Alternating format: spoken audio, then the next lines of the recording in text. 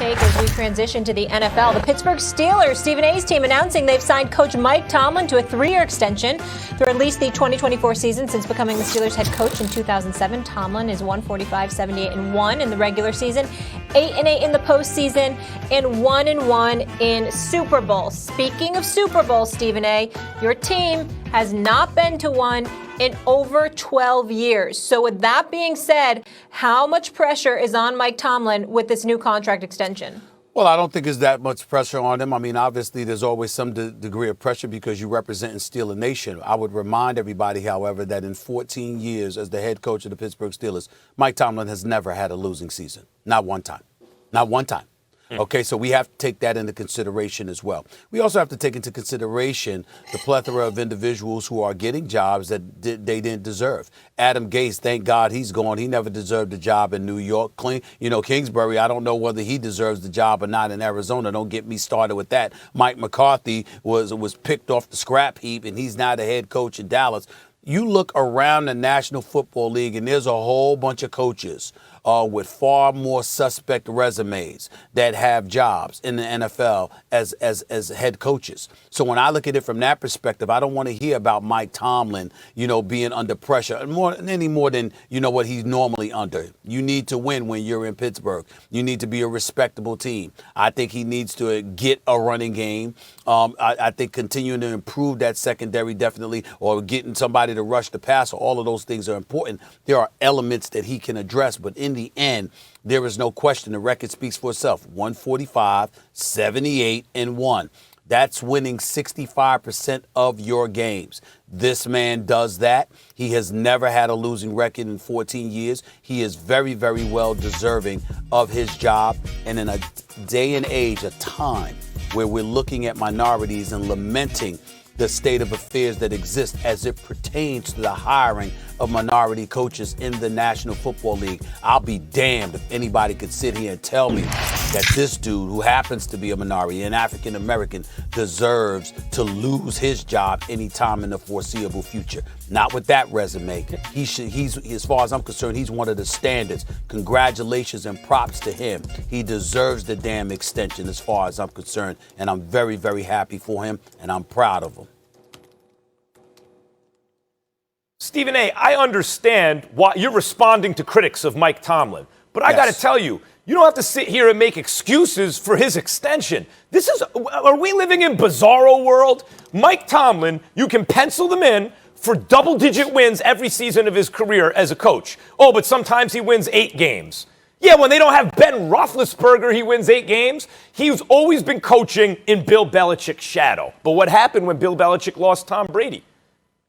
Did he get to a 500 record? No, he was a game under 500. Could have easily been over, but wasn't. Mike Tomlin now looks a little different, doesn't he? No excuses for Mike Tomlin. He doesn't accept any for himself or anyone else. The worst he ever does, including without Roethlisberger, is an 8-8 season, but on average wins more than double digits. I cannot believe, and you bring up the racial angle, and I'm not going to deny that should be touched upon, but I don't care if he's purple or green or yellow, whatever he is. You give me a coach resume, you show me a team that played the way the Steelers did last year with, by the way, an ancient quarterback coming off a catastrophic injury who really couldn't get the ball down the field, an offensive line that couldn't block, consequently no running game, and they still won as many games as they did. Double digits, back to double-digit wins. The fact that we are actually sitting here on TV and you feel the need to justify, and I understand you're answering critics of the deal, but justify Mike Tomlin getting an extension? Has the world gone crazy? He's one of the all-time great coaches. He's got a Super Bowl win. He's never had a losing season. He wins 2/3 of his games.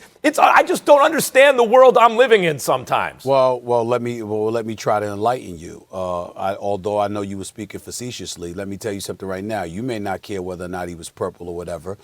I happen to care. I happen to care about the fact that he is a black man and he is succeeding, because the reality of the situation is that he walked in there with a very daunting task, because as an African American, to be placed in the position that he's placed into, the expectations, the pressure, the obligations that come along with it, All of those things are things that get attached to these coaches and are used religiously as excuses to deny African Americans in leadership positions as leaders of men, at least compared to their white contemporaries, numbers-wise. We've seen it time and time again. I know Matt LaFleur is doing a really good job in Green Bay, although I've disagreed with some of his decision making from time to time. I know he's doing a good job, but it doesn't escape me that he got the job when he was the offensive coordinator in Tennessee for the 27th ranked offense. I never forgot that. I know that Cliff Kingsbury might end up doing a good job in Arizona because they've had their good moments, and Kyler Murray can really quarterback. But it doesn't escape me that he was never really that relevant on the collegiate level, didn't coach on the NFL level, but somehow leapfrogged over a bunch of people to get that head coaching job. It doesn't escape me that Eric Bieniemy is the offensive coordinator of a juggernaut of an offense in Kansas City and couldn't even get a job. And then now who does he get hurt by? He gets hurt by another African-American in Todd Bowles, who obviously could have easily stayed on as the head coach with the New York Jets, but you moved on from him and brought in some dude who showed up high at the press conference, or at least looking high, and Adam Gase. Todd Bowles shows out as defensive coordinator in Tampa, and now everybody says, well, you know what? Eric Bieniemy, that was his chance. He'll never get another one now, because if you're going to look for a head coach, you'll probably look in the direction of the Todd Bowles of the world. So you use that one African-American to literally minimize somebody that never deserved to be minimized in Eric Bieniemy. We see all types of garbage, of nonsense going on in the National Football League, on a college football level as well,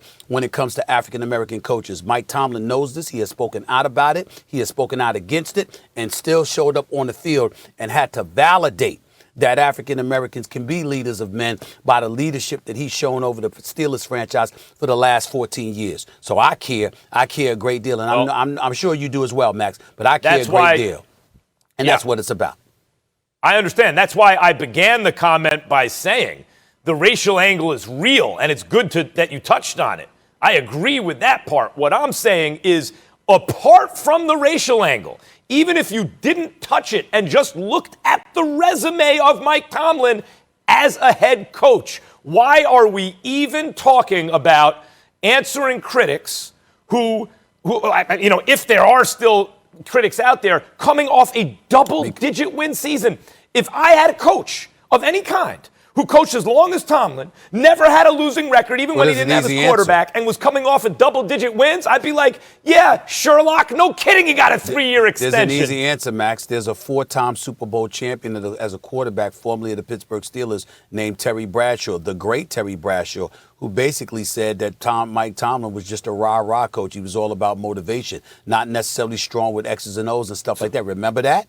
Remember that? There are people out there that were thinking like that. Well, you know what? And he was one of them. Well, know what? There should be more rah-rah coaches in that case. Right? All right, when we come back here on First Take, the G-Men drafted